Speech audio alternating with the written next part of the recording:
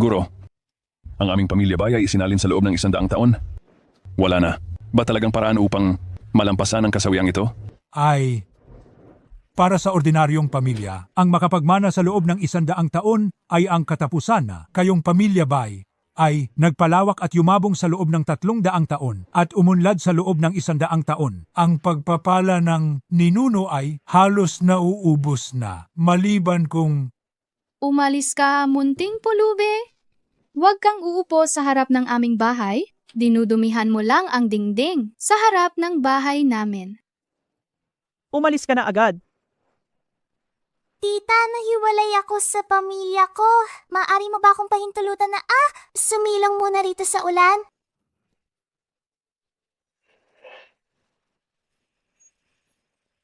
ang batang babae na ito ay isang bituin ng kapalaran na bumaba sa lupa. Tigil, ang babaeng ito ay may pambihirang kapalaran ng isang bituin ng kapalaran na bumaba sa lupa. Siya ay isang tao na may malaking swerte at tadhana. Hanggat pinapayagan siyang manatili sa pamilya bay, kayong pamilya bay ay hindi lang makakaligtas sa kasawiang ito sa hinaharap. Ang inyong pamilya bay ay magtatamasa rin ng walang hanggang swerte. Ang inyong mga tagumpay ay lalampas pa sa ngayon.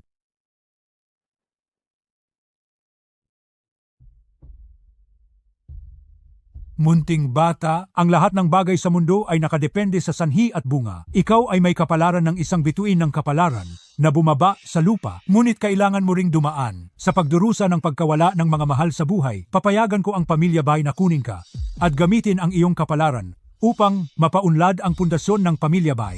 Isa rin, itong uri ng pagsasanay para sa iyo. Itong anting-anting, ililigtas ang iyong buhay sa darating na malaking sakuna.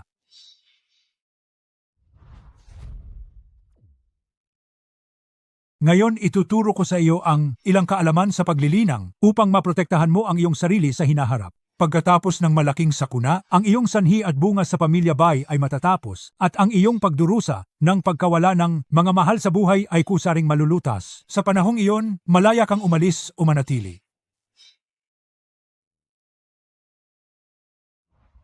Ibibigay ko ang napakagandang pagkakataong ito sa inyong pamilya bay bilang ganti sa utang na loob ng inyong ninuno sa matandang monghe noon.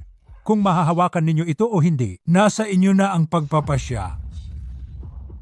Sana'y ituring ninyo ang batang babae na ito na parang sarili ninyong anak, kung hindi kapag nawala ang kanyang proteksyon. Ang kapalaran ng marangal na pamilya bay ay babagsak sa isang iglap at magkakaroon pa ng mas matinding pagbabalik loob.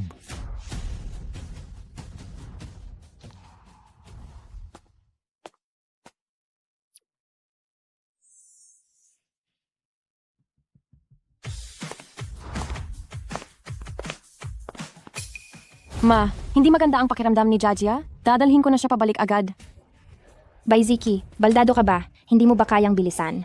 Ikaw na mas nakatatandang kapatid, paano mo inaalagaan ang kapatid mo? Pagbalik, sisingilin kita?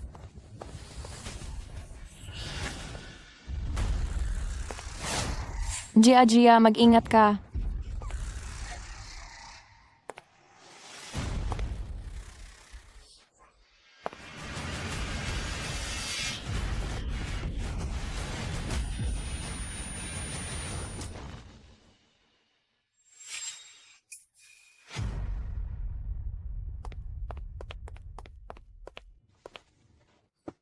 Ang mga damit ko. Baiziki, napipi ka ba? Magsalita ka.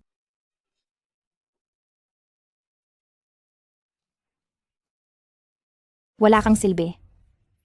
Nasa panganib ba si Gia?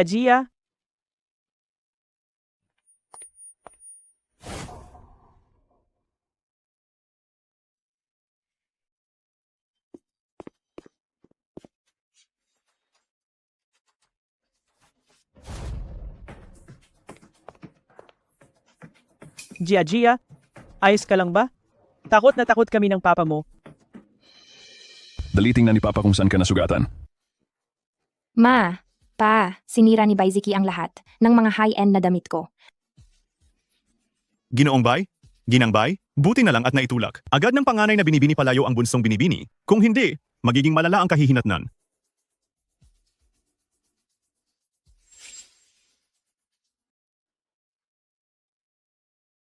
Nasaan ka na ba? Munting suwerte?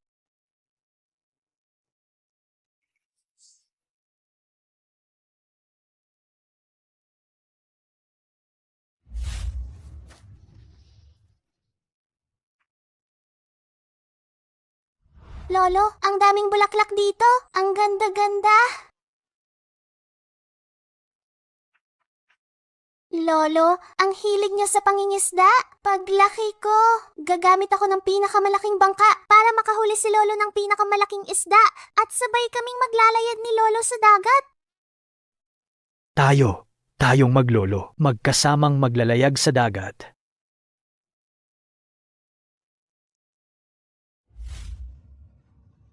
Munting swerte, nasaan ka na ba talaga? Kasalanan ko. Noon, hindi kita naalagaan ng mabuti. Hindi ko alam kung sa buhay na ito, makikita pa ba kita. Munting swerte. Kapatid, nasaan ka na? Matandang Panginoon, nakababata Panginoon.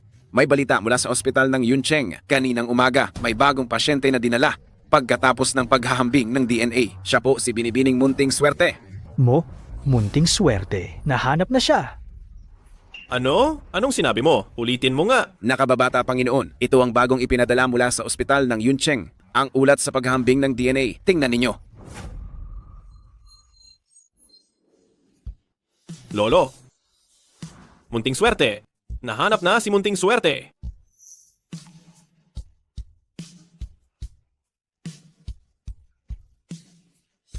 Dali, bilisan ninyo at sunduin si Munting Swerte. Ibalik siya rito, dali, bilisan ninyo. Lahat, sumama kayo sa akin. Susunduin natin si Munting Swerte pa uwi. Hindi maganda ang kalagayan ni Binibining Bay. Iminumungkahi na si Miss Bay. Ilipat sa VIP room ng ospital namin. Ang ospital ninyo, baliw na ba kayo sa kakaisip na kumita? Mamamatay na ang tao.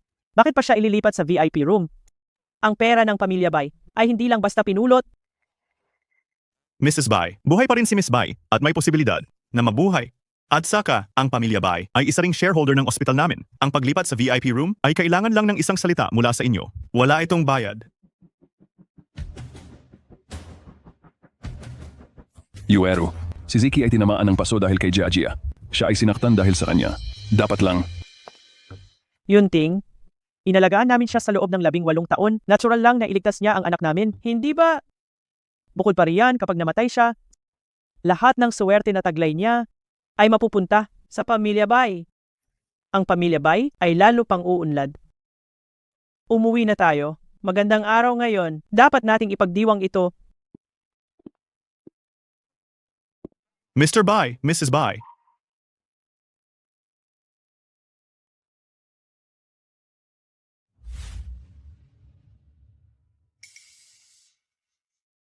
Miss Bay, gising ka na. Ito, isa itong himala ng medisina. Walang himala ng medisina rito. Salamat sa anting-anting na ito na iniwan sa akin ng aking master. Ang anting-anting. Ginamit ko ang aking kapalaran ng swerteng bituin para tulungan ang pamilyang Bay na umunlad sa loob ng 18 taon. Ngunit hindi ko makuha kahit isang patak ng pagmamahal mula sa kanila. Baiziki? Baiziki? Parang isinayang ko lang ang 18 taon ng katapatan. Panahon na para tapusin na ang ugnayan sa Bay family.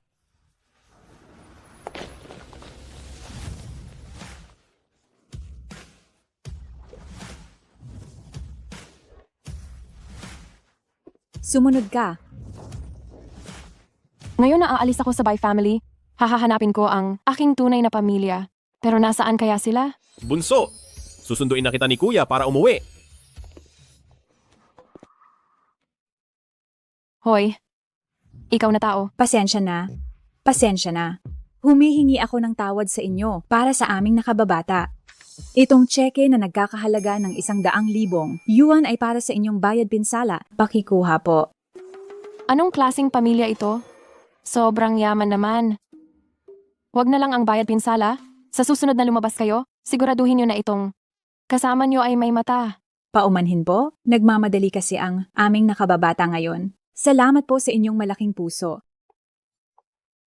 Talaga namang mapagpasya ang mga mayayaman. Ang pakiramdam ko sa kanya. Bakit bigla siyang napakapamilyar? At may bahid ng pagmamahal.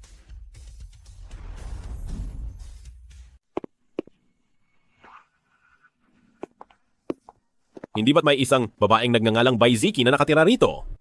Nasaan na siya? Katatapos lang niya mag-discharge at umalis. Umalis? Bakit ninyo siya pinayagang umalis? Saan siya nagpunta? Hindi ko alam. Kuya, ito ang malinaw na larawan ni Miss Bai.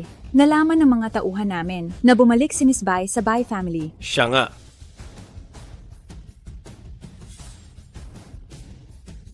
Pumunta agad sa Bai family. Anong ginagawa ninyo? Kunin ninyo itong mga gamit, lahat-lahat, at itapon sa basurahan.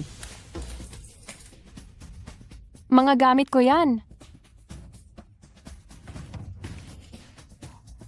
Ang laki-laking paso, nahulog mula sa napakataas, pero hindi ka pa rin napatay. Tunay ngang ang salot ay sadyang mahirap patayin. Ngunit, masasabi kong suwerte ka pa rin sa kasawiang nangyari sa iyo. Kagabi lang, ang iyong pamilya ay kusa kaming kinontak. Ngayon, kunin mo na itong mga sirang gamit mo at umalis ka na sa iyong tunay na pamilya. Pamilya? Hindi mo na kailangan akong paalisin? Dahil simula pa lang wala na. Akong balak manatili pa sa bahay na ito. Ang babaeng ito ay nalampasan ng malaking kapahamakan. Patunay na may natitira pa siyang swerte. Hindi natin siya pwedeng paalisin sa Bai family. Yueru, sobra na yung ginagawa mo. Anak pa rin natin si Ziki na pinalaki natin sa loob ng 18 taon.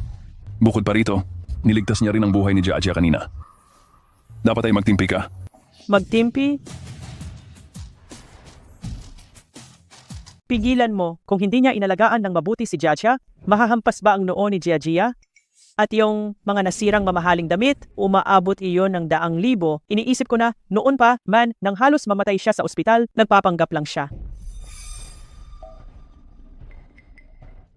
Ma, wag mo namang pagsalitaan ng ganyan. Tinulak pa. Ari naman ako ni ate. Kung hindi niya ako tinulak, hindi rin naman. Masusugatan ang noo ko sa kabuuan. Mabait pa rin naman si ate. Kung wala ang pamilya Bai, matagal ka nang nagutom at namatay sa lansangan at ipinakain sa mga aso, ikaw na salot na. Ayaw tanggapin kahit ng impyerno, halos patayin mo ang anak ko. Umalis ka na. Isipin ko na lang na nagligtas ako ng isang aso. Ikaw, Tapos ka na bang magsalita? Maari na ba akong umalis? Ziki, huwag mong masamain ang nanay mo. Tungkol sa bagay na ito, tunay na nagkamali ka. Bilang nakatatandang kapatid, dapat mas inaalagaan mo ang nakababata mong kapatid. Ngayon ikaw ay hindi man lang nasugatan, pero si Jiajia ay nasugatan sa noo. Hindi ka ba man lang nalulungkot? Hemp. Kung hindi dahil sa anting-anting na iniwan ng aking guro, baka buhay ko na ang kapalit, ang pamilya Bai. Talaga namang nakakamangha. Mama, Papa, wag niyo na pong sisihin si ate. Malaki na po siya. May dignidad din siya. Ate, wala akong intensyon na sisisihin ka . Itong card, may 5,000 piso na balitaan kung ang iyong mga tunay na magulang ay mangingisda at napakahirap ng buhay nila. Ang perang ito, panggastos mo sa biyahe at pambili na rin ng maliliit na regalo para sa iyong tunay na mama at papa. Oo nga pala. Huwag na huwag kang magpapadala sa pagiging hambog at bibigyan mo sila ng mamahaling regalo. Sa mata at pananaw nilang kabilang sa mababang uri, mas mura ang isang bagay. Mas bagay sa kanila. Mas bagay sa kanila. Bai Jiajia, hindi ka ba napapagod sa pagiging ganyan pa, tea effect, araw-araw? Nakakabawas ng swerte ang pagiging green tea. Nakikita ko na ang balangkas ng iyong buto ay baluktot, maikli ang iyong buhay at kakaunti ang iyong swerte dahil sa sobrang lalim ng pagka-tea mo. Mas mabuti pa na gamitin mo ang perang iyan at pumunta sa templo para magsunog ng insenso para malampasan mo pa ang kaunting kasamaan? Ikaw. Ate, ginagawa ko to para sa iyo. Bakit niya? Ako sinasabihan ng ganyan. Ikaw na walang utang na, loob na traidor? Paano mo nasabing susumpain mo ang aking anak? Dapat kang paluin. Ma, Ikaw na walang hiya, naglalakas loob ka pang umiwas? ate, huwag mo namang ganyanin si mama. Kung magpapakumbaba ka lang at taos-pusong humingi ng tawad, mapapatawad ka ni Mama. Kung sa tingin mo, 5,000 ay napakaliit, dadagdagan ko pa ng 500. Bakit ako magsasorry? Wala akong utang sa pamilya, bay? Ang sakit. Gia, wala kang hiya. Papatayin talaga kita ngayon. Huwag kayong magulo. Ang ingay ninyo, walang pinag-aralan. Ziki, hindi mo inalagaan ng mabuti ang iyong kapatid? Kasalanan mo yan. Humiyad ka sa nanay mo at mag-sorry. Ipapangako ko sa iyo, papayagan kitang manatili sa pamilya, bay ng kalahating taon, at pagdating ng tagsibol sa susunod na taon, kapag umamin na ang panahon, babalik ka sa iyong tunay na magulang. Hindi na kailangan. Ngayon na natagpuan ko na ang tunay kong mga magulang, uuwi na ako para makasama sila. Ang ganda ng sinasabi ninyo, pero nakita ninyong hindi ako namatay ng mabagsakan, kaya gusto ninyo pa? Ring pigain ang aking swerte, ano? Walang utang na loob, ikaw. Anak ko, si Ziki, dahil ayaw mong humingi ng tawad, hindi na kita pipilitin. Pero anak ko pa rin kita, manatili ka na muna dito sa bahay natin ng kalahating taon. Dahil hindi pa kaya ng tatay na iwan mo kami. Ang bahay na ito, ayoko nang tumagal pa ni 1 minuto rito. Itong maliit na halaman, binili ko ito gamit ang sarili. Kung pera mula sa trabaho, pati na rin ang drawing ko ng alahas, pakibalik na lang sa akin. Mula ngayon, wala na akong kinalaman sa pamilya, bay. Isa lang namang drawing iyon, di ba? Ibigay niyo agad kay Ziki. Pinunit Itinapon ko. Itinapon Pinunit ni ni Gia. Mama. Nasaan ba talaga nakatago ang drawing na iyon?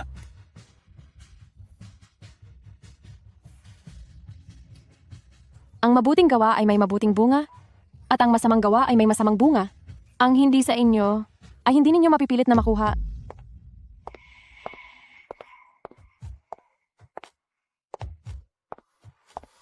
Pamilya bay, pagkatapos nito, mag-ingat na lang kayo.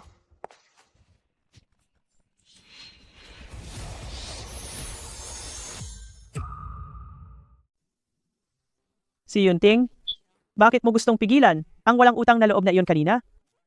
Hindi ba matagal? Muna siyang gustong paalisin. Ang flower pot na nahulog mula sa napakataas. Hindi pa rin siya napatay. Ipinapakita nito na may natitira pa siyang swerte na maaari nating gamitin para sa pamilya bay. Isa pa, kung hindi siya mamamatay, hindi natin.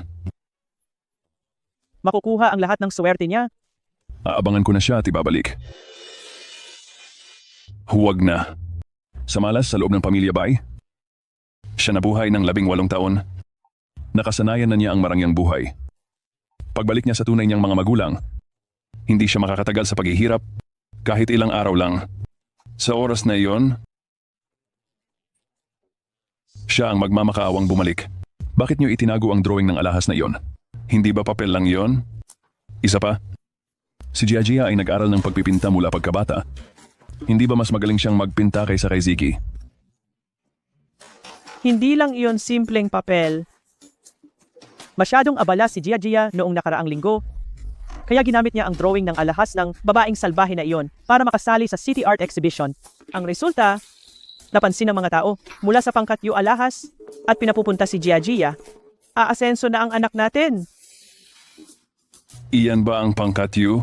Ang pinakamataas na pamilya na iyon? Na tumawag sa atin ilang minuto lang ang nakalipas at nagpahayag na makikipagtulungan sila sa pamilya bay? Mukhang ang sinabi ng pari na si Bay Ziki ang ugat ng swerte ng pamilya bay ay puro walang kabuluhan. Kakagaling lang ni Bay Ziki at ang pamilya bay ay magsisimula na ng isang siglo ng pag-unlad at paglipad. Mga ninuno sa itaas, ang inyong apo na si Yunting ay hindi nabigo sa mga inaasahan ng mga naunang henerasyon ng pamilya bay.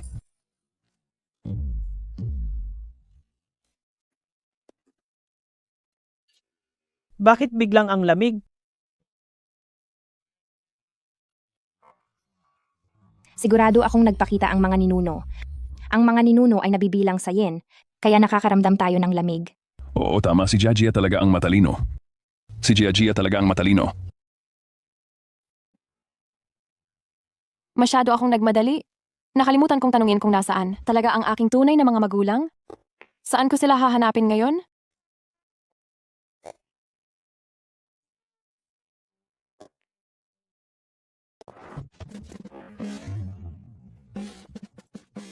Bakit na naman itong mayayaman na walang mata habang naglalakad? Hindi talaga umaalis.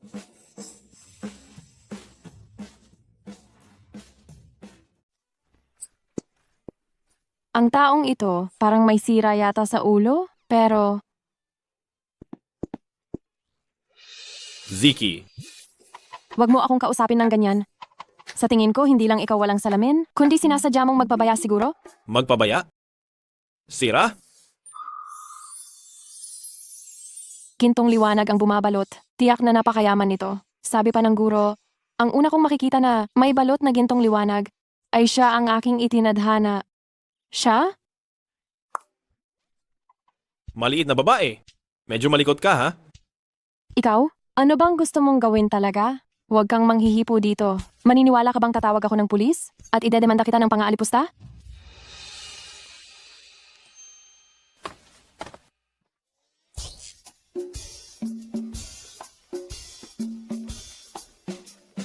Ikaw?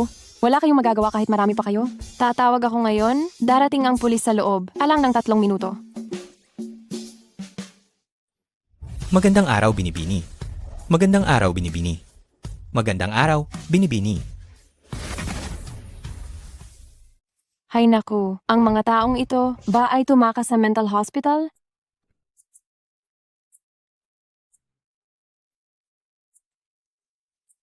Hoy! Sino yan?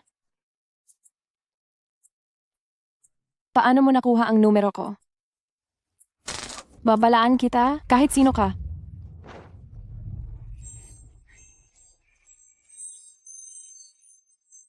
Munting kaligayahan. Sinusundo kita para umuwi. Umuwi? Oo.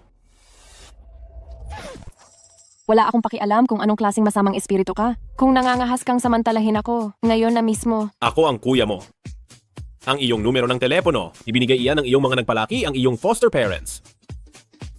Iyon ay ang pamilyang Bai. Ang dami. Among alam, ikaw na sinungaling. Marami ka sigurong inaral, no?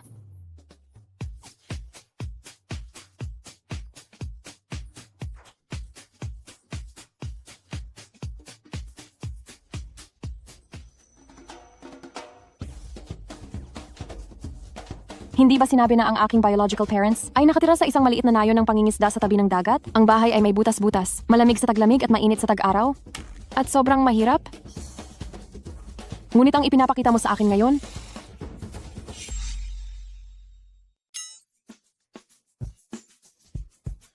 Tama ang sinabi mo. Ang bahay ko ay hindi pala ang pamilya namin. Nakahanap nga sa tabing dagat. Pero ang buong baybaying iyon. At saka, ang mahigit 100 maliliit na isla sa dagat. Lahat iyon ay amin. ako, Oo.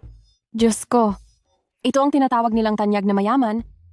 O kaya'y si King, ang may-ari ng isla? Tara na, umuwi na tayo. Nakakapagtaka talaga. Ang babaeng iyon, kakaalis lang sa bahay namin. Ang aming puno ng pera, bigla na lang natuyo.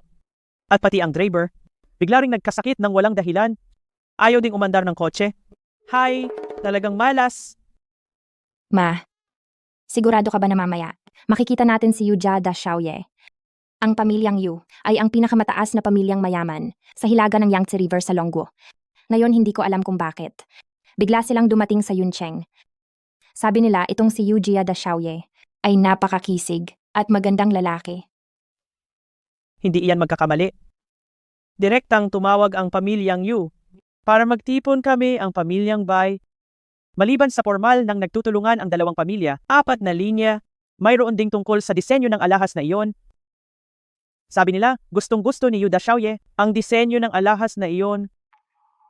Gia, dapat mong samantalahin ang pagkakataong ito kung makapag-asawa ka kay Yu da Xiaoye. Kaya, tayo ang magiging pinakamataas sa lungsod ng iyon. Aangat ang katayuan ko dahil sa iyo, anak. Sa harap ng tatay mo, makakaganti ako sa galit na naipon dahil hindi ako nagkaanak na lalaki. Ma, huwag kang mag-alala. Ang anak mo, kapag nakita lang ang panganay ng pamilya Yu, tiyak na mapapasakin siya. Ma, iyan ay si Baiziki. Si Baiziki. Jia, anong nakita mo? Ma, parang nakita ko si Baiziki kanina. Sumakay siya sa nangungunang sasakyan. Hay naku, ikaw talagang bata ka. Sinabihan kitang bawasan ang pagpupuyat sa cellphone. Baka nasira na ang mata mo.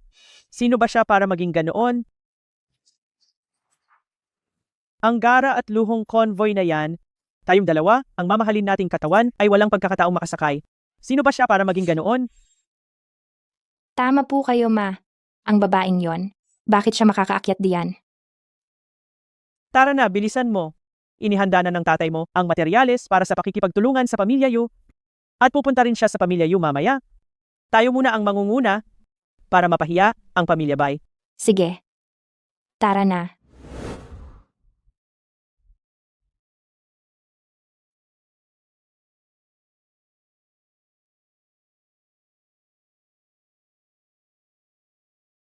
Anong ginagawa ninyong lahat? Bakit hindi pa ninyo naisasama ang taong susunduin? Andyan na pa.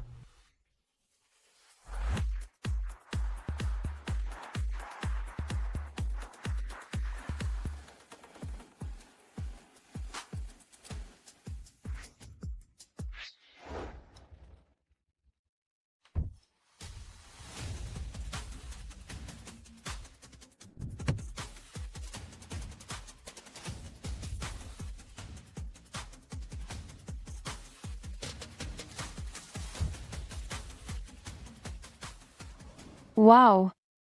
Ang pinakatap na liwasang jiksiyang sa lungsod ng yon? Diyos ko, hindi ba ako nananaginip? Tara na. Hinihintay ka na ni Lolo, ni Tio at ni Tia. Nasa labas ng bayan ang pinsan mo, pero pauwi na.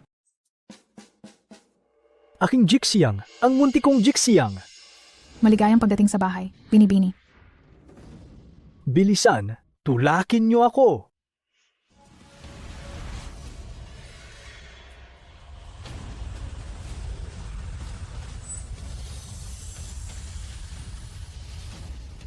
Oh, hindi maganda! Malapit nang magkagulo ang pamilya Yu. Maitim na asul ang noo. Masamang espiritu ang pumasok sa palasyo ng buhay. Ito ay tanda ng maikling buhay at matinding kamalasan, pero tila hindi ito tama. Aking Xiao Jixiang, sa wakas ay nahanap ka na ng lolo. Mula nang nawala ka 18 taon na ang nakalipas. Araw-araw akong nagdarasal sa Bodhisattva. Hinihiling na ibalik ka niya. Nakarinig siya. Mahal kong asawa. Hindi ko binigo ang iyong huling habilin na ibalik ko ang ating apo. Tatay, ayos lang po ba kayo? Siyempre, ayos lang ako. Masaya lang ako. Dahil bumalik si Xiao Jixiang. Masaya ako. Kaya walang sakit na makakahadlang sa akin. Jixiang, maligayang pag-uwi. Jixiang, ipinahanda ko na ang iyong silid. Ang buong gusali sa likuran ay ang iyong silid. Buong gusali? Oo. Huwag kang tumunganga. Magbigay galang ka na. Opo.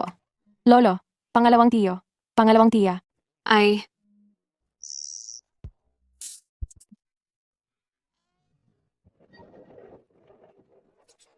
kung ganoon pala ang tungkol sa pamilya Yu, ay may kinalaman sa kanila.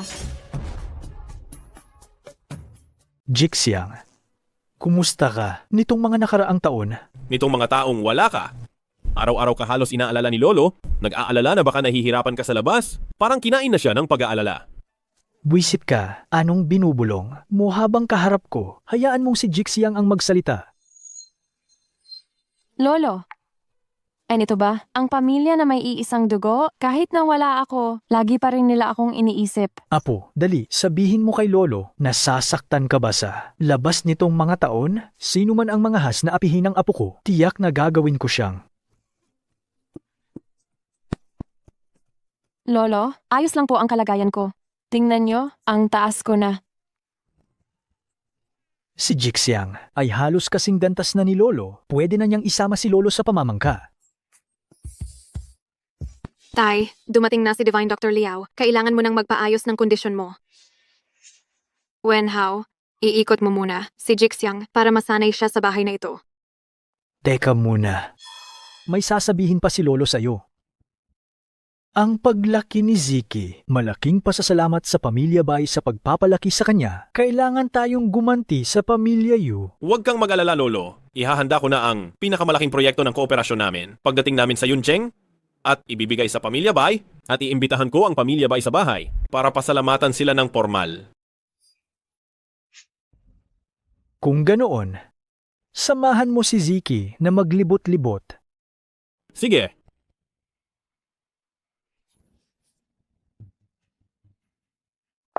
Sa ganitong oras araw-araw, kailangan uminom ni Lolo ng gamot at magpa-therapy. Sasabayan muna kitang maglibot. May nangyayari ba sa kalusugan ni Lolo? Matanda na siya, may mga lumalabas na sakit niya. Hindi naman malala. Hindi ako naniniwala sa'yo. Mukhang hindi na siya magtatagal. Siya ay sinasakop ng masamang espiritu. Pero ang mansyon na ito ay may perpektong kapaligiran? Saan nanggaling ang masamang espiritu? Alam mo ba kung bakit? Tinawag na Masayang Bundok Resort. Ang mansiyon na ito na napakamahal ng bawat pulgada. Dahil ikaw ay si Masaya, ikaw ang tanging babae sa Pamilya Yu. Mula pagkabata, tinanggap mo ang lahat ng pagmamahal ni Lolo at Lola. Espesyal na ipinagawa ito ni Lolo para sa iyo. At iyon dagat na pag-aari ng pamilya, kasama na ang mahigit 100 isla dahil lang sa mahilig ka sa dagat, noong bata ka, binili lahat. Iyon ni Lolo.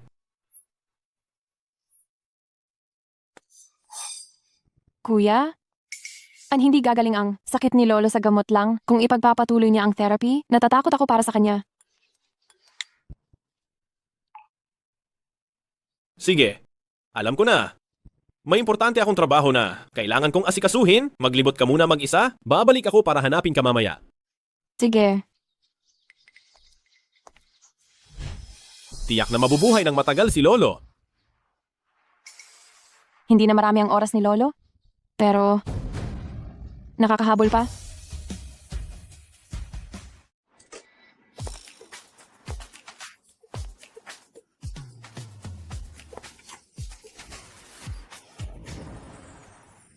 Ang Jixiang Villa? Ito ang pinaka-eksklusibo at marangyang villa sa ating Yuncheng. Walang karapatan ang mga ordinaryong tao na tingnan lamang ito. Hindi ko inasahan na kaming mag-ina ay personal na makakapunta ngayon at makakapasok upang maglibot.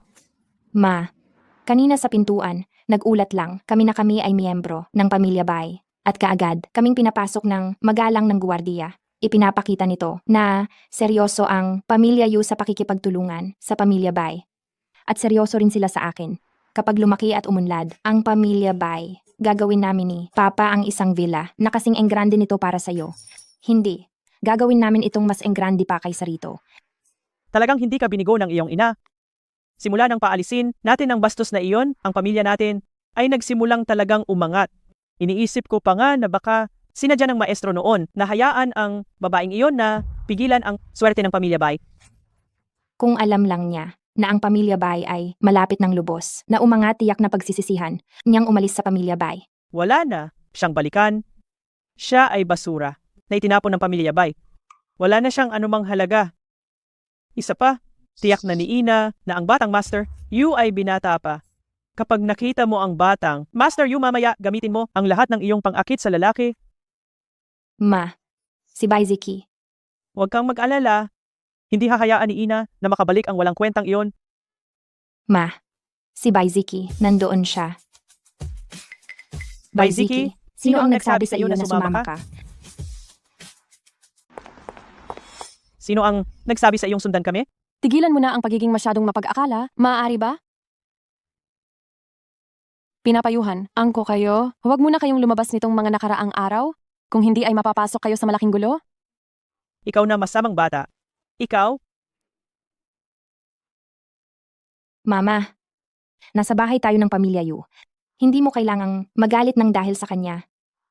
Ate, hindi ko inakala na makikita kita dito. Alam ko na siguradong nagsisisi ka sa pag-alis sa Pamilya Bai. ang pagmamadali mong humingi ng tawad kay mama, naiintindihan ko. Pero hindi, mo dapat kami sinundan. Ikaw talaga. Kahit palumuhod, ang pamilya ba ay para pabalikin ako? Hindi ako babalik. Dahil kapag nakikita ko kayo, nadarama ko ang pagkasuklam at kawalan ng halaga. Ikaw na masamang bata, nagre-rebelde ka na. Huwag mong sasaktan ang aming panganay na ginang. Bakit ka nananakit? Ginang, ayos ka lang ba? Panganay na ginang. Sabi mo siya ang panganay na babae. Panganay siya ng aling pamilya? Siya? Siyempre, kami. Sa amin. Kami. Lakasan mo ang loob.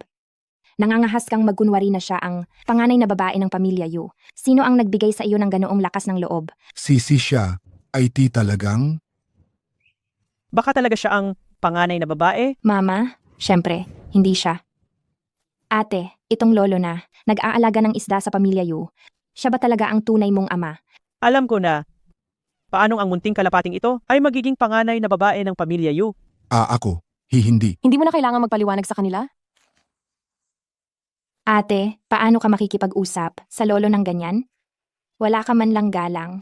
Bagamat mahirap si lolo, kahit papaano, siya ang tunay mong ama at ang magtrabaho sa Jixiang, manor para sa mayamang pamilya Yu, ay mas mahusay kaysa sa pangingisda sa dagat at pagpapaaraw. Ate, kailangan mong matutong makontento.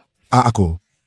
Lolo, sa tingin ko ikaw ay isang taong tapat at simple, hindi ka basta-basta magsisinungaling. Lahat ito ay para sa reputasyon ni ate. Kaya ka nagpakita upang tulungan. Si ate na magkunwari na siya ang panganay na babae ng pamilya Yu, di ba? Pero, Talagang napakatalino mo, hindi ba? napuri mo ako ate, pero kanina ay sinaktan mo si mama at hindi ito mapapatawad. Kami ni mama ay mga importanteng bisita ng pamilya Yu. Kung malalaman ito ng amo ni lolo, baka lang, Panganay na babae. Ako. ate, hanggat luluhod ka at humingi ng tawad kay mama. Tiyak na patatawarin ka ni mama.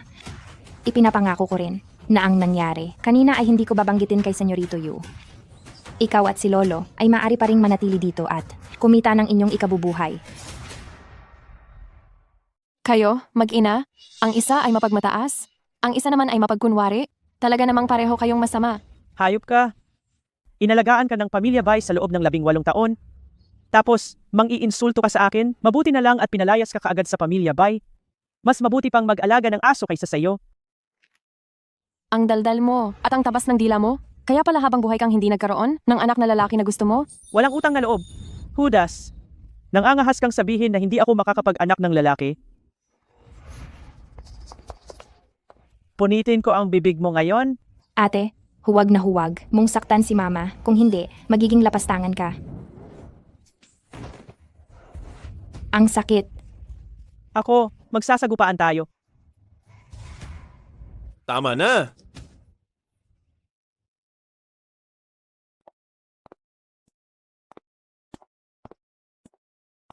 Ginoo, tamang-tama ang dating nyo. Nagpapanggap siyang dalaga ng pamilya Yu dito. Mabuti na lang at nakita namin, ito ng aking anak. Napakabanal ng pagkakakilanlan ng dalaga ng pamilya Yu. Paano siya ang hamak na babaeng ito? Nangahas magpanggap? Hahayaan niyo akong turuan siya ng leksyon para sa inyo. Sino ang tuturuan mo ng leksyon?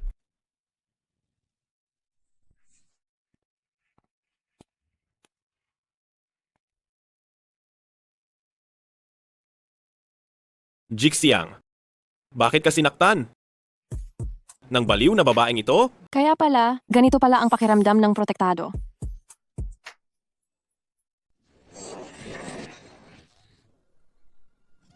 Sino? Ka ba talaga? Pumunta kayo sa mansyon ng Jixiang tapos hindi nyo alam kung sino ako? Ngayon sasabihin ko sa inyo, ako si... Butler Wen. Suspect ko. Palihim silang. Umakyat sa pader para makapasok. Dali, palabasin mo na sila. Ako, si... Butler Wen. Para sa kaligtasan ng ating mansyon, hindi natin pwedeng pabayaan na makapasok ang mga kung sino-sino lang. Ikaw pala si Butler Wen. Nagkamali lang kami. Siya ang inampon namin noon. Hindi ko inasahan na pagkatapos namin siyang alagaan ng 18 taon sa hirap at ginhawa nang nahanap na niya ang kanyang tunay na magulang, nakalimutan na niya kaming lahat. Iyan pala ang adoptive mother at kapatid ni Xiao Jixiang, ang mag-ina ng pamilya Bai. mukhang hindi sila mabait kay Xiao Jishyang. Sana lang ang lolo at ako ay makapagpasalamat pa sa kanya ng maayos. Hinahanap niyo ba siya? Hindi. Ako at ang aking anak ay inimbitahan para bisitahin si Binibining Yu para magpasalamat sa kooperasyon ng Pamilya Yu at Pamilya Bai. Bukod pa rito, dinala rin namin ang disenyo ng alahas na nagustuhan ni Binibining Yu. Tungkol naman sa babaeng iyan, aksidente lang naming nakita. Hindi ba sinabi mo na itinapon na ang disenyo ng alahas na yan? Pagguhit iyan ng anak ko, bakit mo itatapon? Binabalaan kita? Huwag mo nang tangkain na kunin pa ang disenyong yan. Tieske. Isang simpleng butler lang pala. Sayang naman, ang maganda mong mukha. Butler Wen, ang kapatid ko, noon ay hindi naman magaling. Gumagawa ng mga kung ano-anong okultismo. Lagi siyang nagmumuni-muni. Kung mananatili siya rito, natatakot ako na baka mabastos niya ang mga mahahalagang tao sa mansyon. Kami ng mama ko ay nagpapaalala lang sa kanya, pero hindi namin inasahan na magagalit pala siya at mapapahiya. At sasaktan pa kami ng mama ko. Butler Wen, sana ay tulungan mo kaming magpaliwanag ng sitwasyon.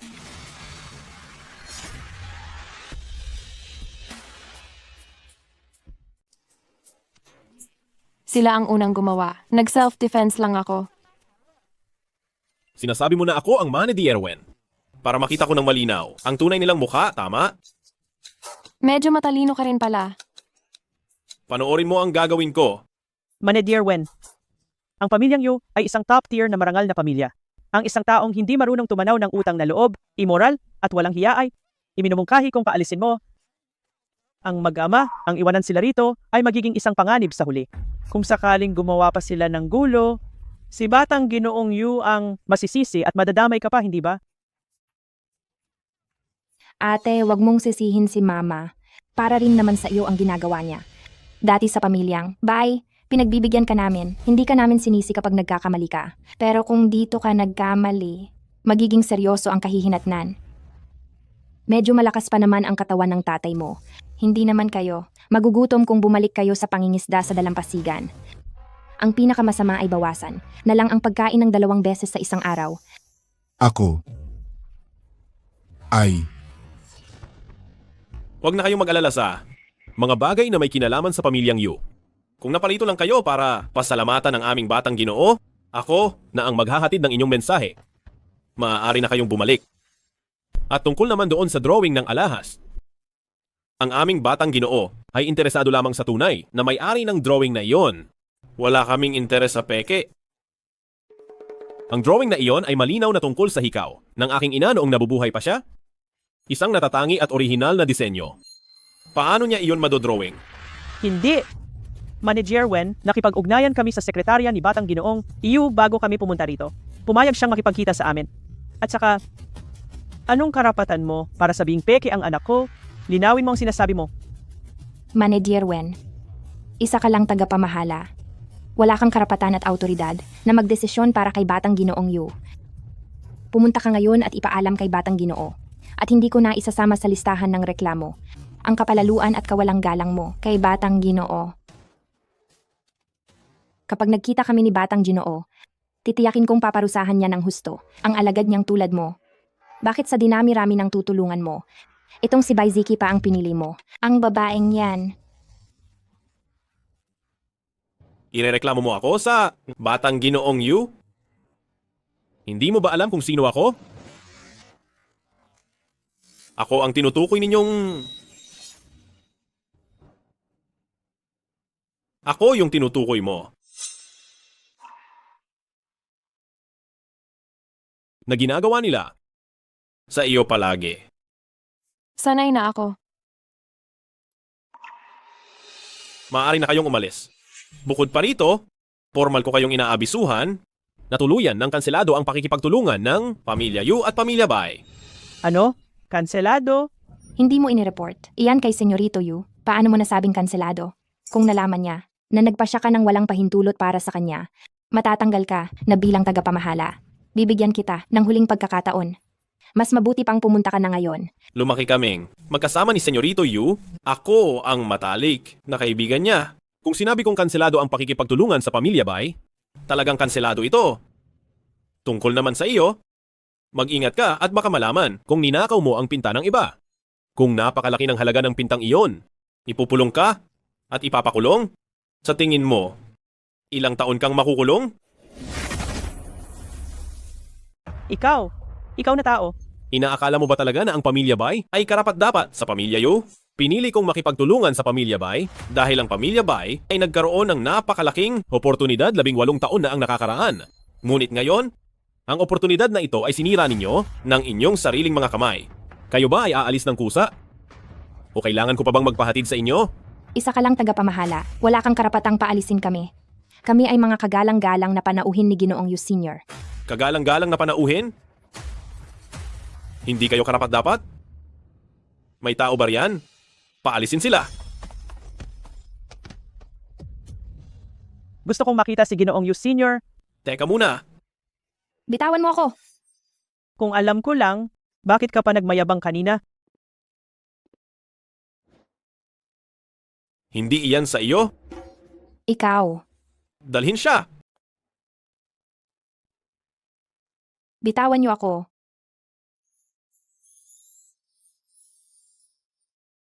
Mula ngayon habang nandito ang kuya mo, walang sinuman ang makakapag-api sa iyo. Ang iyong mga gamit, walang makakaagaw.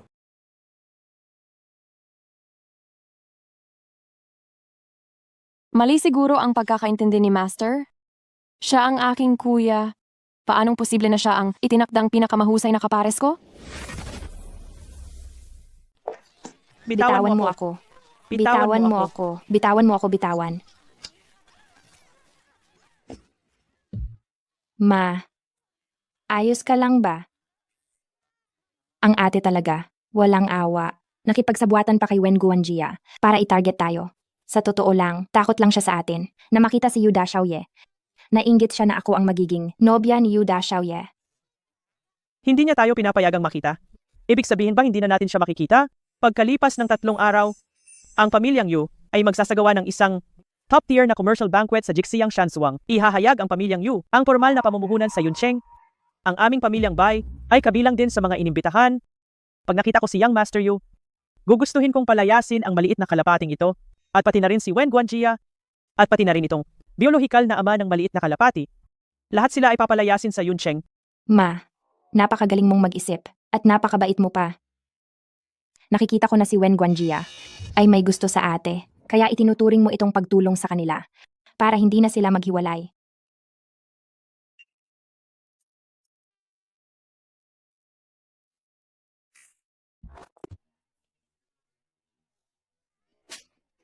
Yunting, bakit ka nandito? Ano na namang kalokohan? Ang ginawa mong tanga? Tay, bakit mo sinasaktan si Mama? May bahagi ka rin dito. Pupunta sana ako para bumisita kay Young Master Yu. Ngunit kanina lang, nakita ko ang tawag mula sa sekretarya ni Young Master Yu. Sabi ang lahat ng proyekto ng pamilyang Yu at pamilyang Bai ay tuluyan ng nakansela. Nakansela na lahat. Dahil sa inyong dalawang hangal. Maaari kaya na si Bai Ziki ay may natitirang swerte pa rin. Ang pag-alis sa pamilyang Bai, ang naging epekto. May 10 ganitong estate ang pamilyang Yu sa buong bansa. Lahat sila ay tinatawag na masaganang manor. Akin, ang lahat to. Biglang naging mayaman ako.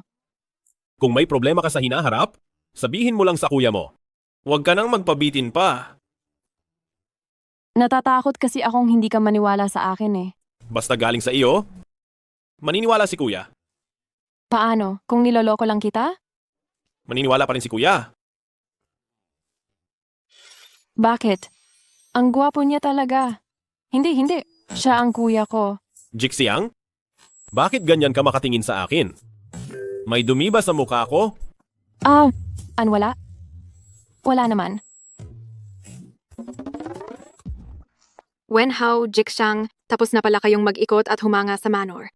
Ang laki po kasi ng manor. Hindi po namin matatapos agad ang pag-iikot. Tita, kumusta na po ang kalagayan ni Lolo?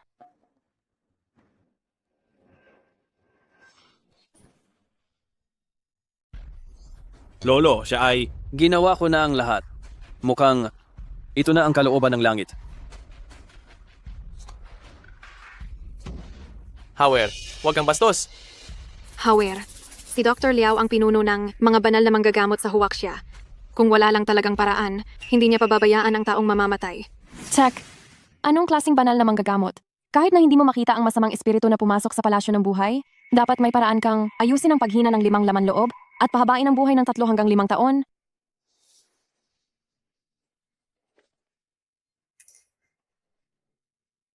Hinihiling ko na bigyan niyo kami ng gamot, Dr. Liao.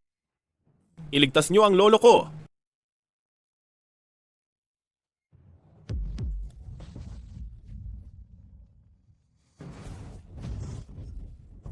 Ganyan ba kayo sa pamilya Yu? Tumanggap ng bisita? Ay... Patawarin mo kami, Dr. Liao. Si Hauer kasi, gusto lang talaga niyang iligtas ang kanyang lolo. Hauer, hindi ka ba magsusorry ka agad kay Dr. Liao? Dr. Liao? Tama? Bakit kailangan mag-sorry? Ikaw na pinuno ng mga banal na manggagamot sa Huaxia? Hindi mo man lang maayos? Itong maliit na sakit. Nakuha mo pang magpakita ng ganyan? Naglalaro ng banal na manggagamot. Hindi ka ba nahihiya? Ano ang sinasabi mo? Napakalaki ng bibig.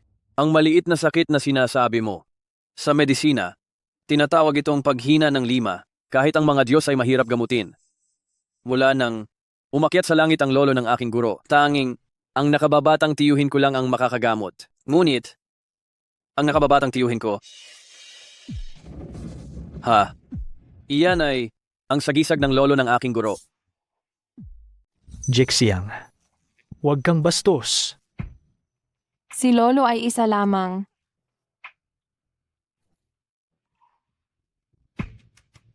Lolo, wag po kayong magalit. Hihingi po ako ng tawad kay Dr. Liao. Dr. Liao, ako? Hindi. Ang mga kabataan ay ipinagtatanggol lang tama.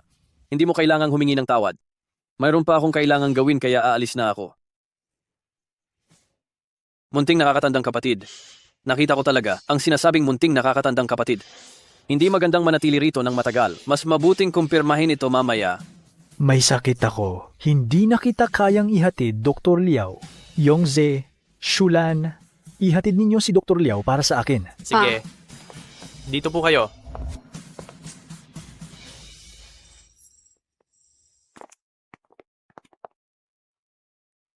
Dr. Liao. Bilang isang manggagamot, hindi ako nakapagligtas ng tao. Hindi ko matatanggap ang gantimpala na ito. Dr. Liao, ito ay napag-usapan na natin. Napagkasunduan na natin ito. Sa pera na ito, ang bagay na iyon ay...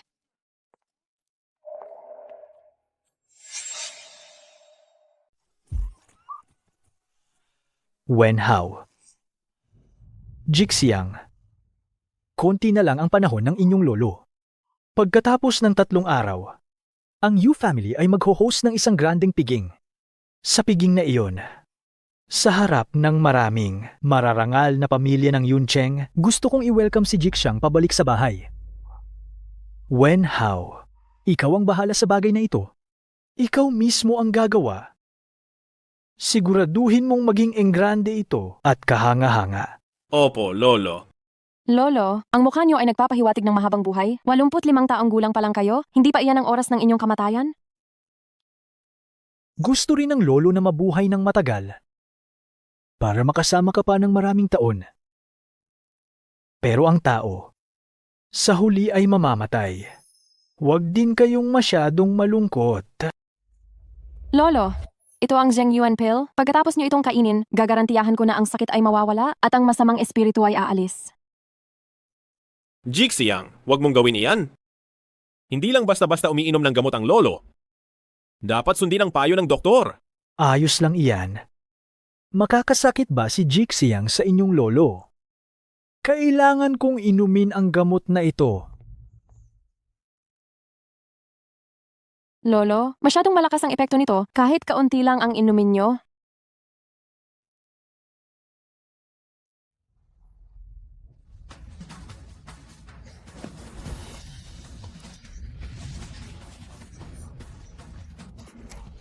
Lolo? Lolo.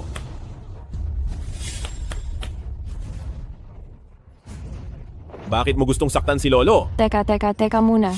Ang itim na dugo ay naipong masamang puwersa. Kapag nailabas iyan, magiging maayos na si Lolo. Nagsisinungaling ka pa.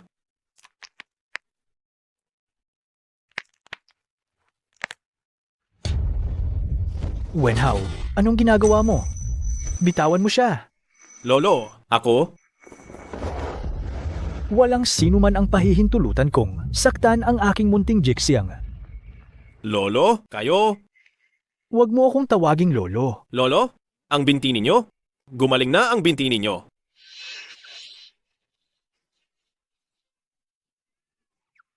Sabi ko na, kaya kong gamutin ang binti ni Lolo. Napakatigas ng kamay mo.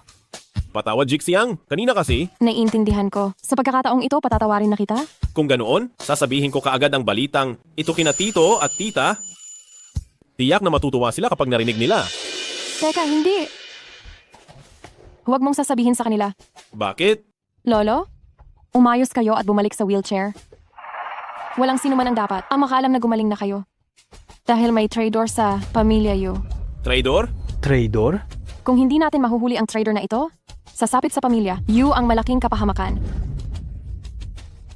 Hirap na hirap akong hanapin ang pamilya ko. Kung sino man ang magtangkang manakit sa aking pamilya, hindi ko siya palalampasin. Lolo, kuya, mula ngayon, sundin ninyo ang sasabihin ko. Parang may nagbabantay sa bahay natin nitong mga araw.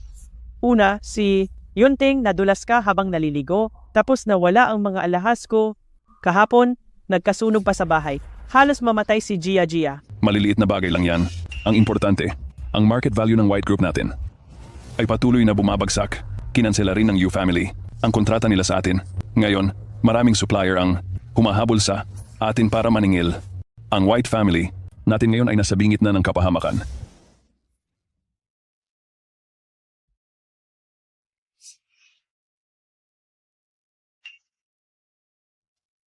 Kasalanan ng ate. Kung hindi siya umalis sa bahay natin, sa taglay niyang malas at swerte, tayo ay makakaligtas sa anumang panganib. Hindi ba sinabi ninyo na ang tunay niyang ama ay nag-aalaga ng isda sa Yu family? Ano man ang mangyari, kailangan natin siyang hanapin at ibalik dito ngayon. Kung talagang hindi, pati ang tunay niyang ama ay dalhin natin dito sa White family para mag-alaga ng isda. Kaya, kahit mamatay siya, kailangan siyang mamatay dito sa White family natin.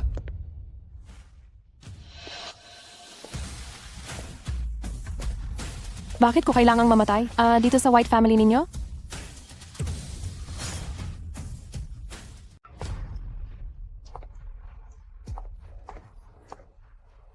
Pinagpala ako ng magandang kapalaran at hahaba ang buhay ko. Kahit na ang buong pamilya ninyo ay inilibing sa dagat, buhay pa rin ako, kaya hindi ako mamamatay sa pamilya Bai. Ikaw na. Ate, ilang araw na tayong hindi nagkita. Lalo kang gumaganda. Pero kahit nagaano pa kaganda, ang buhay mo sa labas. Sa huli, ikaw ay nakatira lang sa bahay ng iba. At tiyak na huhusgahan. Ngunit sa buhay kong ito, ang pinakamaraming panghuhusga na natanggap ko ay dito sa pamilya Bai. Ate, pero pamilya pa rin tayo. Ang mga hindi pagkakaunawaan noon, tiyak na malilinawan. Tama, tama. Ngayon, sincero kitang iniimbitahan na bumalik ka sa amin. Hindi na kailangan, tapos na ang ugnayan ko sa inyo ang pamilya Bai. Mas mabuti pang huwag na tayong mag-abala sa isa't isa. Mauna na ako. Ay, oo nga pala, pinapayuhan ko kayo. Tikman nyo muna ang masasarap na pagkain dito. Dahil kung palalampasin nyo ang araw na ito, hindi nyo na ito matitikman pa. Binigyan ka na ng pagkakataon pero sumusobra ka na. Akala mo ba dahil may tagapamahala ka na sa pamilya Yu, ay magiging reyna ka na? Ang uwak ay uwak pa rin.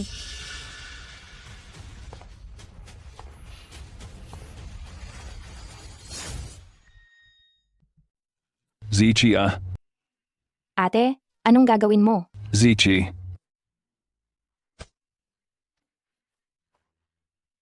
Kung ako man ay isang phoenix, hindi ikaw ang makakapagsabi niyan. Pero alam ko, inusundan ka ng kamalasan at malapit ka nang maging isang kalbong matandang manok. Ikaw. Yueru. Zichi, sa totoo lang noon hindi. Talaga namin pinansin ng mama mo ang nararamdaman mo. Pero tapos na iyon. Ngayon mag-sorry ka sa mama mo. At patatawarin ka namin ng papa mo. Pagkatapos ng piging, sumama ka na sa amin pauwi. Ikaw pa rin ang panganay na binibini ng pamilya Bai. Hindi ba gusto mo ng kotse? Pangako ko ibibigay ko sa iyo. Mula ngayon, Hindi mo na kailangan gawin ang mga gawaing bahay at hindi mo na kailangang magparaya sa nakababata mong kapatid. Wala ka bang narinig? Nakasabihan? Ano? Ang huling pagmamahal ay walang halaga? Lalo na't hindi naman ito totoo. Hindi ka pupunta kahit saan ngayon? Kailangan mo akong samahan pa uwi. Bitawan mo ako. Bitawan. Tigilan nyo yan. Bitawan mo.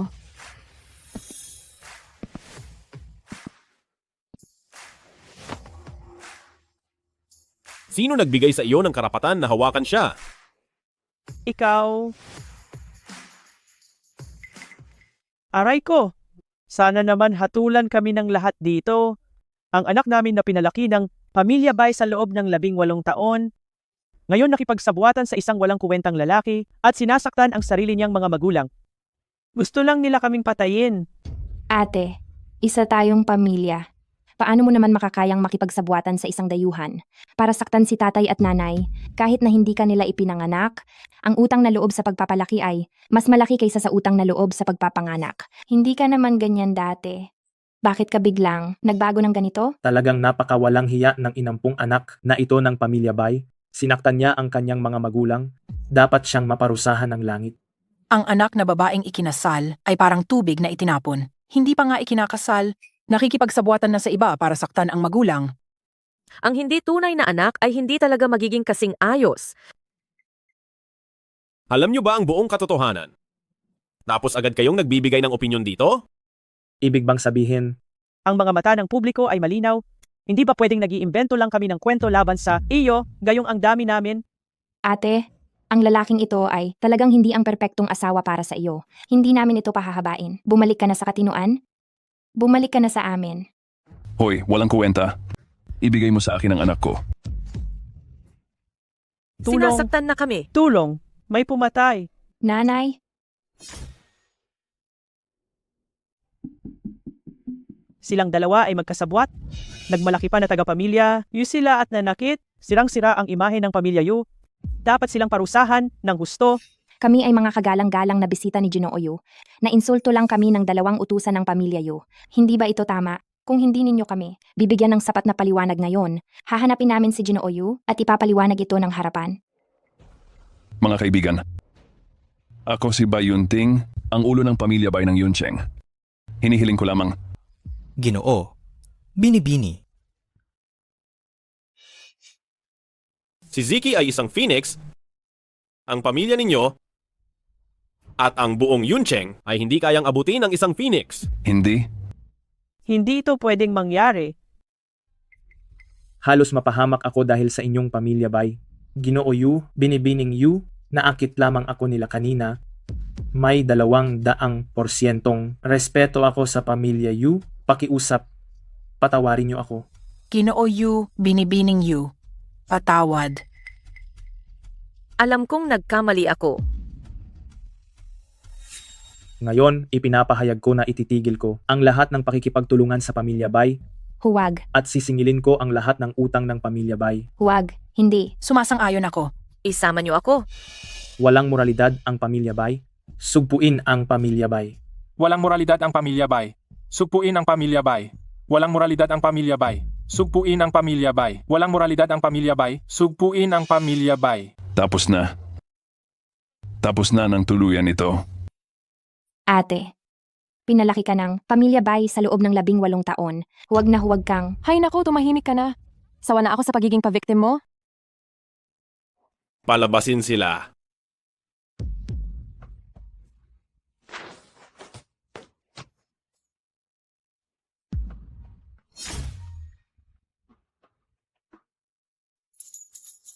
Ang kotse na ito ay regalo sa iyo ni Kuya. Salamat, kuya. Dumating na si Yulaw. Maligayang pagdating, mga kaibigan mula sa Yuncheng. Ngayong araw ay dumalo sa piging ng pamilyang Yu. Ang piging ngayon, bukod sa formal na pag-anunsyo na ang Yu Group ay mamumuhunan sa Yuncheng. May isa pa, mas mahalagang bagay na ia-anunsyo. Ang aming pamilyang Yu ay 18 taon na ang nakalipas. Natagpuan na ang aming nawawalang apong babae.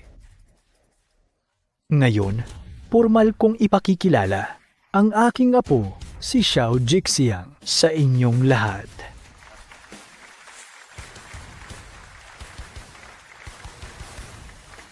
Umakyat ka na, naghihintay si Lolo. Kuya, samahan mo ako.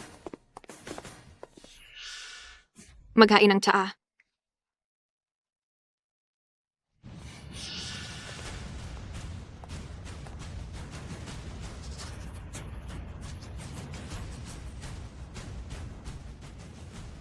Lolo, uminom po kayo ng tsaa? Lolo, pagkatapos mong inumin ang tsaa na ito, ikaw na si Yuziki. Opo.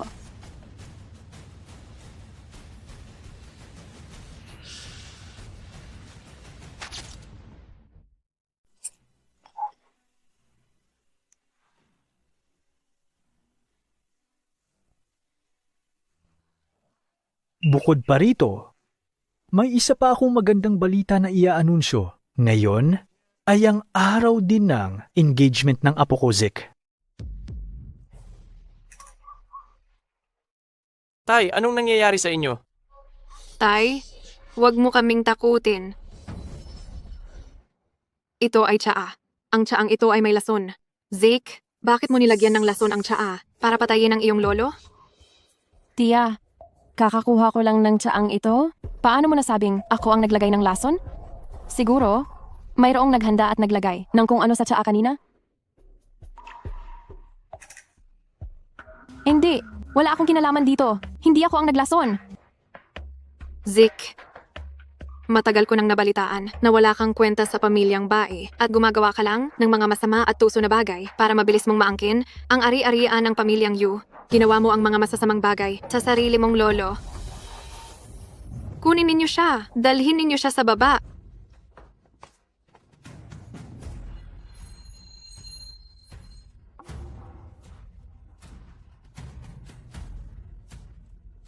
Ano pa ang hinihintay ninyo?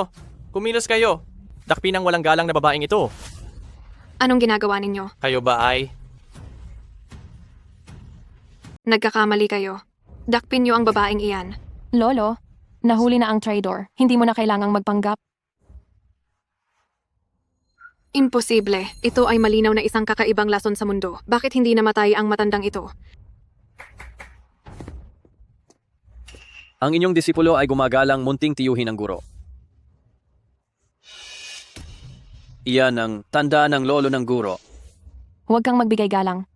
Sabihin mo ang buong pangyayari. 6 na buwan na ang nakalipas, nilapitan ako ni Ginang Yu. Pinangakuan niya ako ng malaking halaga ng pera. Gusto niya na sa panlabas. Gagamutin ko si matandang Yu. Pero ang totoo, wala akong gagawin. Tinitingnan ko lang ang katawan ni matandang Yu habang lumalala araw-araw. Sa totoo lang, hindi ako interesado sa kayamanan o katanyagan. Pero kailangan ko ng malaking pera para iligtas ang aking apo na may malubhang sakit na hindi gumagaling. Kaya pumayag ako. Kagabi, si Ginang Yu ay lumapit ulit sa akin. Hinimok niya akong maghanda ng matinding lason para lasonin si matandang Yu hanggang mamatay. Nagsisinungaling ka. Wala akong ginawa niyan. Ibinigay ko na ang lahat ng ebidensya sa pulisya. Ginang Yu, sa pulis ka na magpaliwanag. Hayop ka. Hindi kita patatawarin kahit maging multo ako. Ziki, nabisto mo ang plano ko. Anong ngayon? Mayroon pang pinakamahalagang hakbang. Iniligtas mo ang matandang ito, pero hindi mo rin maililigtas ang buhay niya. Sa loob ng 3 araw, tiyak na mamamatay siya. Ito ba ang sinasabi mo? Ang ganitong uri ng mababang antas na sumpa? Sobrang hina naman. Kung gusto mong makasakit, dapat matuto ka muna ng mas malalim na sumpa, taos puso kitang hinahamak.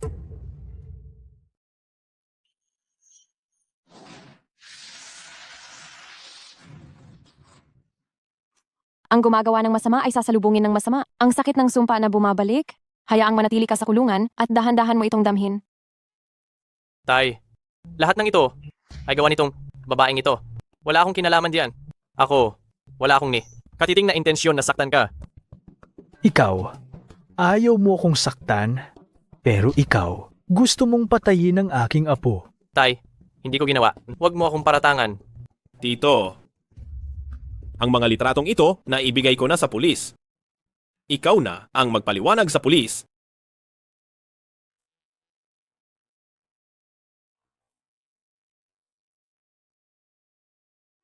Tiyak na nakita ninyong mag-asawa ang disenyo ng alahas at nakilala ninyo na iyon. Ang hikaw ng nanay ko noong nabubuhay pa siya.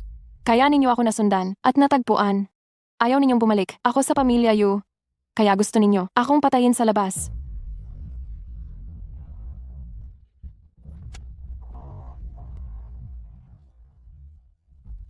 Dapat kang sisihin, Tay. Dahil lang sa ampon, ako ng pamilya Yu, ang napakalaking ari-arian, ay walang parte para sa akin at wala ring parte para sa anak ko. Kailangan ko talagang patayin itong kaisa-isang apo mo para makita kung kanino mo ipapamana ang ari-arian. Kung hindi mapupunta sa akin at sa anak ko, walang sinuman ang makakakuha nito. Inalagaan kita ng napakaraming taon. Binigyan kita ng kayamanan na hindi matatamasa ng ordinaryong tao sa 10 buhay. Ngunit ikaw ay sakim pa rin. Mayroon ba dyan? Dalhin niyo sila. Tay, huwag tay. Huwag tay. Ang nangyari kanina, ipagpaumanhin ninyo. Ngayon, mayroon pa akong isang masayang balita na iaanunsyo. Ngayon, ay ang seremonya ng kasunduan ng kasal ng aking apo si Ziki at ni Wenhao. Lahat, palakpakan ninyo sila para batiin. Lolo, baka nagkakamali po kayo? Kuya ko siya. Kuya, pigilan mo si Lolo. Sino ang nagsabing kuya mo ako? Tayo ay ipinagkasundo na mula pa noong bata. Matapos kang mawala, ang pamilya ko ay ipinaampon ako sa pamilya Yu. Sa loob ng mga taong ito, itinuring ako ni Lolo na parang sarili niyang apo. Pero sa totoo lang, itinuring niya akong manugang na lalaki. Guro, talaga namang hindi kayo nagsinungaling sa akin.